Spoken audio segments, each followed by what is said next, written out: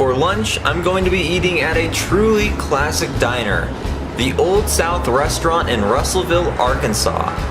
It opened in this building in 1947 alongside what was then an undeveloped stretch of State Highway 64, which back then was the primary travel route between Nashville or Memphis, Tennessee, and Oklahoma City.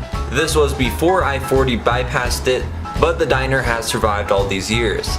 It was designed and built by William E. Stell, the owner of the National Glass and Manufacturing Company in Fort Smith, for Woody Mays, a local businessman who owned and operated the restaurant. This diner is really awesome because of its art modern design. There's not too many like this anymore with the streamlining, round windows, and all of the neon. The restaurant is even on the National Register of Historic Places.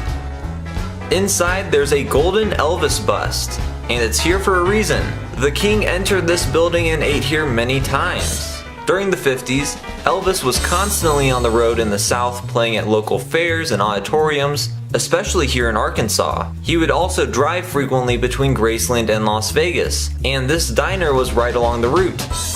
Here's the original classic diner booth setup where Elvis would have ate. They did not sit me in here though.